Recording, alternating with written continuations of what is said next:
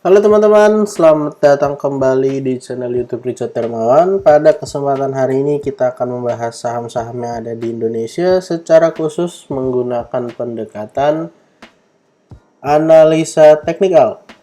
Pada video kali ini kita akan bahas kurang lebih ada 5 saham ya teman-teman, yang dijual asing sepanjang 1 minggu terakhir. Di sini kita gunakan foreign activity dari tanggal 9 bulan 1 2023 dari hari Senin sampai hari Jumat di tanggal 13 bulan 1 2023. Untuk saham pertama yang akan kita bahas pada video kali ini adalah BBCA. BBCA di net sell asing 960,6 miliar sepanjang 1 minggu terakhir. Kita akan lihat bersama chart dari Bank BCA.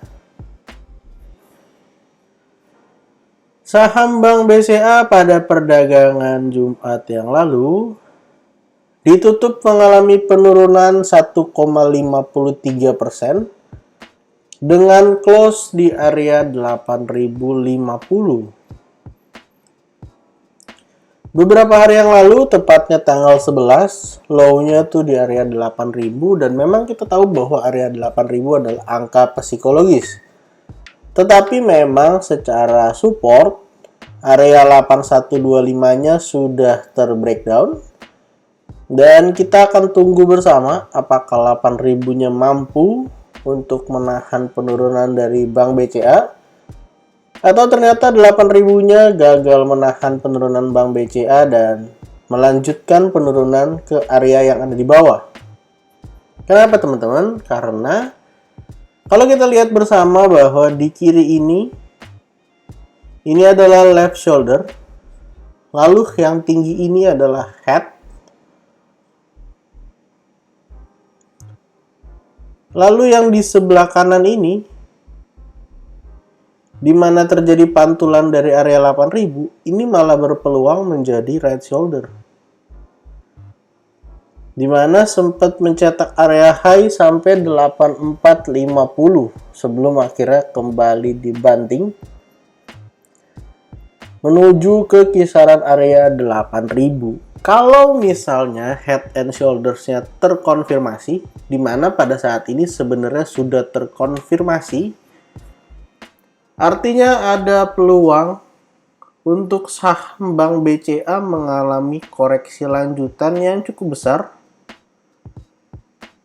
di mana potensi penurunannya kita akan lihat bersama, ada potensi turun cukup jauh ya teman-teman.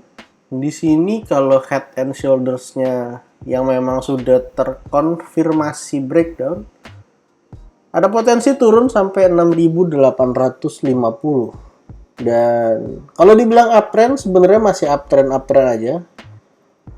Karena secara tren jangka panjang memang Bank BCA masih cukup baik ya teman-teman.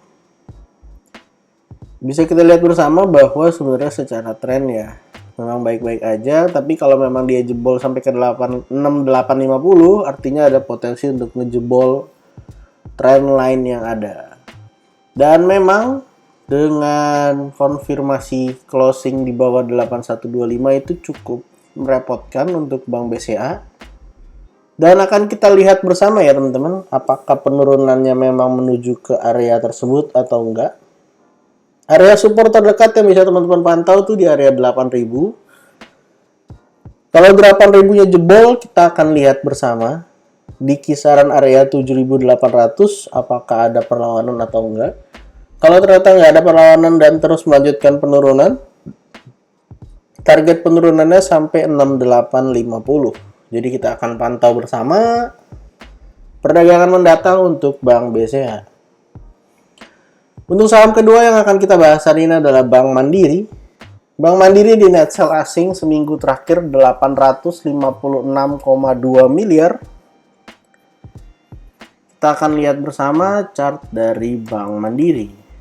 Bank Mandiri ini polanya juga tidak jauh berbeda dengan saham Bank BCA ya teman-teman. Bahkan sebenarnya Bank Mandiri sudah mengkonfirmasi Head and Shoulders-nya lebih dulu. Kenapa?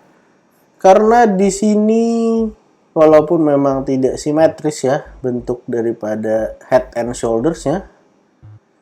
Di sini udah menjadi left shoulder, lalu di sini head, di mana headnya sampai ke area all time high di 11.000, dan yang di kanan ini adalah right shoulder. Dimana ketika breakdown penurunannya kencang banget. Penurunannya kencang sekali sampai kisaran area 8925 sebelum akhirnya ada pantulan 2 hari terakhir, dimana closing hari Jumat ditutup doji ya teman-teman, bukan doji, inside bar, dimana candlenya berada di dalam candle hari sebelumnya. Memang net sell minus 0,27%, tetapi secara chart cukup menarik teman-teman. Dan bisa kita lihat bersama bahwa area 8925 memang adalah area support yang beberapa waktu yang lalu cukup kuat untuk menahan saham Bank Mandiri untuk bisa naik jauh lebih tinggi. Untuk target penurunan daripada Head and Shoulders-nya, ada potensi untuk Bank Mandiri bisa lanjut turun sampai kisaran area 8.500. Apakah ini akan tercapai? Jawabannya nggak ada yang bisa memastikan ya teman-teman. Tetapi memang kalau kita lihat dari penurunan yang ada dan volume yang cukup besar, tentu ada potensi untuk tercapai. Bahkan ketika bisa breakdown dari 8925, bisa saja ini malah menjadi pola lanjutan Head and Shoulders yang lebih besar. Yang artinya ada potensi untuk melanjutkan penurunannya jauh lebih dalam, jauh lebih ke bawah, mirip-mirip dengan saham dari Bank BCA. Jadi support terdekat yang harus kita pantau di 8925. Silahkan teman-teman perhatikan, kalau jebol ada potensi turun ke 8.500, memang nggak terlalu dalam. Dan kalau kita coba ukur pakai garis Fibonacci, dari low yang ada di sini 7175 sampai ke area 11.000, dan bisa kita lihat bersama bahwa 8625 ataupun 8500 masih masuk area range dari 618 area Fibonacci-nya ya teman-teman. Jadi kita akan pantau bersama untuk Bank Mandiri di area 8.500 dan 8925. Saham ketiga yang akan kita bahas pada video kali ini adalah Bank BRI yang di net sell asing sepanjang 1 minggu terakhir 499,4 miliar. BBRI pada closing hari Jumat terlihat cukup bagus untuk candlenya, di mana minus 0,44% dengan low di 4420, artinya pergerakannya cukup baik. Kalau besok bisa break dari 4490, potensinya ke 4710. Dan sekaligus kalau break 4490 membatalkan rounding topnya, di mana rounding topnya tuh bisa turun sampai 3950. Kalau besok false break atau gagal breakout dari 4490, support terdekat ada di 4270.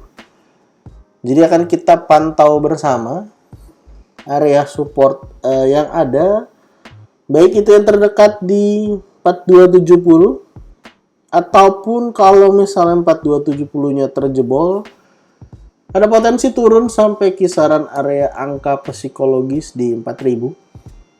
Jadi akan kita pantau bersama ya teman-teman. Kalau bisa breakout 4490, targetnya 4710. Dan kalau 4710-nya bisa di breakdown, artinya ada potensi untuk kembali menguat bagi Bank BRI di masa-masa mendatang.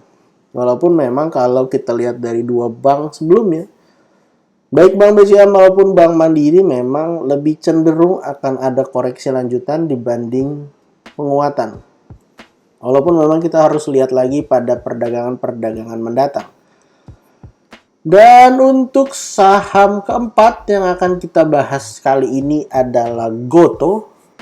Goto sepanjang 1 minggu terakhir di net sell asing 141,5 miliar. Saham Goto ini pada Jumat lalu geraknya sangat baik ya. Sudah berhasil breakout dari area sideways-nya, di mana naik 8,25%. Bisa kita lihat bersama juga bahwa dari sisi volume, kita pakai panah aja. Dari sisi volume sudah mulai muncul volume besar kembali setelah sideways beberapa waktu dengan range 9791. Kalau besok ataupun perdagangan mendatang bisa breakout dari 108, maka ini akan menjadi sebuah pola continuation double bottom. Ini adalah bottom yang pertama. Dan di sebelah kanan ini yang cukup berkelok-kelok adalah bottom yang kedua.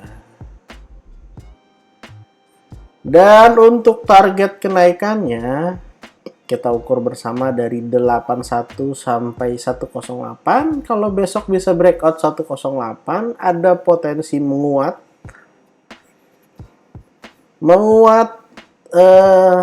menuju ke area 135. Artinya ada potensi kenaikan yang lumayan. Dan memang kita lihat bersama bahwa ada gap down sampai area 151. Jadi kalau 81 lalu dia naik breakout 108, menyelesaikan target ke 135. Untuk resisten berikutnya menuju ke 151 sebagai area tutup gap daripada saham Goto. Memang kita tahu bahwa dulu atau beberapa waktu yang lalu memang saham Goto sempat diguyur ARB selama beberapa waktu sebelum akhirnya mantul dengan volume yang besar sekali pada perdagangan tanggal 13 Desember. Jadi silahkan teman-teman pantau 108. Kalau mau buy on weakness, silakan pantau bersama di area sideways-nya. Kalau turun sampai 97 lagi boleh di buy. Ataupun turun dari area 100 sampai 97 boleh dipantau. 100 angka psikologis, harusnya ketika di breakout dia bisa menjadi area support yang cukup kuat. Dan untuk saham terakhir yang akan kita bahas hari ini adalah SMGR, yang sepanjang seminggu terakhir di net sell asing 119,2. Kita akan lihat bersama chart dari SMGR. SMGR pada perdagangan terakhir di hari Jumat ditutup melemah 2,7% dengan closing di area 7.200.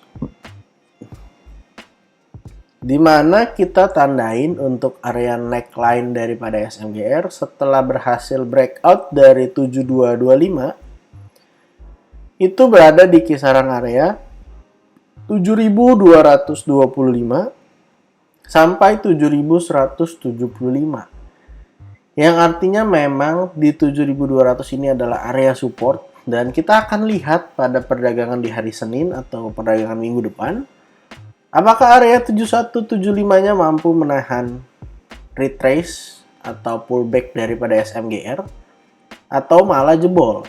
Karena kalau jebol, kita akan pantau bersama di area 7.000 teman-teman. Dimana pada waktu dia belum breakout 7225, area 7.000 cukup kuat untuk menahan SMGR sebelum akhirnya naik kencang ke 7.400. Jadi support terdekat dari SMGR di 7.225 sampai 7.175. Dan kalau 7175-nya breakdown, ada potensi turun ke area 7000. Jadi kita akan pantau bersama di 7000. Apakah 7.000-nya mampu menahan SMGR atau malah jebol lagi ke bawah? Jadi kita akan pantau pada perdagangan-perdagangan mendatang. Jadi total pada video kali ini kita ada bahas 5 saham. Yang pertama saham Bank BCA, saham Bank Mandiri, saham Bank BRI. Yang keempat Goto dan yang kelima SMGR. Disclaimer on untuk semua saham yang saya sebutkan pada kesempatan hari ini bukan ajakan menjual atau membeli, bukan juga rekomendasi. Silakan teman-teman lakukan cek dan recheck kembali kalau tidak sesuai dengan analisa teman-teman. Silahkan di skip dan cari saham lainnya. Jangan lupa untuk support channel ini dengan cara like, comment, share, dan juga subscribe. Jangan lupa untuk follow akun Instagram saya di @jurnalricharddarmawan. Terima kasih untuk teman-teman yang sudah menonton video ini sampai akhir. Sampai jumpa di video berikutnya.